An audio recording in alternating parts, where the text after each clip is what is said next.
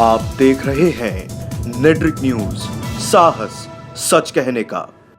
नमस्कार, नेट्रिक न्यूज में आप सभी का स्वागत है। मैं हूं आपके साथ सपना दुबे। साल 2019 की महाजंग इस मोड़ पर आ गई है कि सभी राजनीतिक दल एक दूसरे पर निशाना साधने का एक भी मौका नहीं छोड़ रहे हैं। इस चुनावी जंग में सभी दलों ने अपने पत्ते खोल दिए हैं, जिसके बाद इस जंग ने एक अलग ही मोड़ ले लिया है।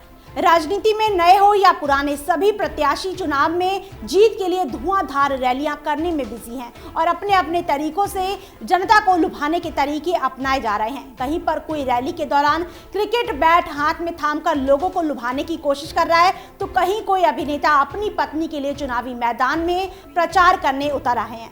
आए दिन नेताओं के बिगड़े बोल सुनने को मिल रहे हैं। चुनावी माहौल में प्रत्याशी अपनी सीमाएं तक लांघते जा रहे हैं। इस कड़ी में अब एक और नाम शामिल हो गया है। इस बार के चुनाव में अपनी जीत के लिए बीजेपी ने मशहूर चेहरों का दांव खेला है।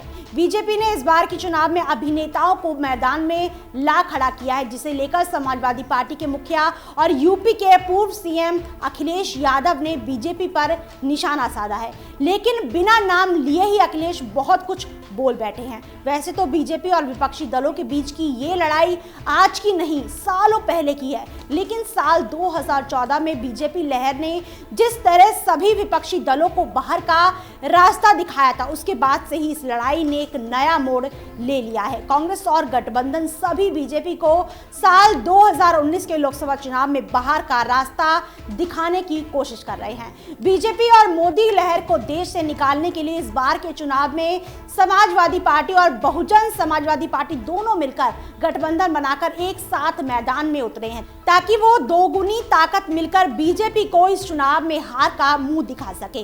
पीएम मोदी बीजेपी प्रत्याशियों के लिए उनके चुनाव क्षेत्र में जाकर रैलियां और सभाएं कर अपने प्रत्याशियों का प्रचार कर रहे हैं। उनकी रैलियों में जनता की भीड़ भी काफी मात्रा में देखी जा रही है, जिसे देखते हुए अब समाजवादी पार्टी के मुखिया अखिलेश यादव भी उन्हीं की राह पर चलते हुए अपने प्रत्याशियों के लिए प्रचार कर रहे हैं। इसी कड़ी में अखिलेश यादव यूपी की हॉट सीट कही जाने वाली रामपुर सीट के लिए चुनाव प्रचार करने पहुंचे। अखिलेश ने रामपुर में एक रैली को संबोधित करते हुए बिना किसी का नाम लेते हुए बीजेपी प्रत्याशियों पर निशाना साधते हुए कहा है कि कैसे प्रत्याशियों को चुनाव में उतारना है। उनका नाम अखबारों में तो आ रहा है, लेकिन वोट नहीं मिलेगा।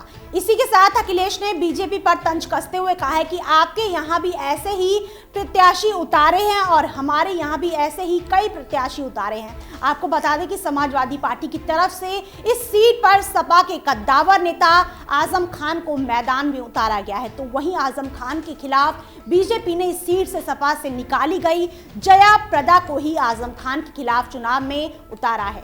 इस बार के चुनाव में अखिलेश यादव खुद अपने पिता की सीट आजमगढ़ से मैदान में उतरे हैं। बीजेपी ने अखिलेश की काट के लिए आजमगढ़ से एक यादव को ही चुनाव मैदान में उतारा है। बीजेपी ने अखिलेश को हराने के लिए भोजपुरी सुपरस्टार निरहुआ को आजमगढ़ सीट से टिकट दिया है। अखिलेश ने निरहुआ पर हमला बोलते हुए कहा है कि हमारे खिलाफ तो गाना गाने वाले उतरे हैं। बीजेपी के पास दमदार उम्मीदवारों की कमी है, इसलिए वो इस बार के चुनाव में अभिनेताओं को टिकट थमा रही है। गौरतलब है कि अखिलेश यादव के खिलाफ निरहुआ को लोगों का आक्रोश पहले ही झेलने को मिल चुका है। निरहुआ की अखिलेश के खिलाफ उतारने से आजमगढ़ की जनता नाखुश है और वो इस बात का इशारा भी बीजेपी को दे चुकी है। अब देखना ये होगा कि बीजेपी का नया दांव उसे जीत दिलाने में कितनी मदद करता है, या फिर यूपी की जनता को महागठबंधन पर भरोसा है।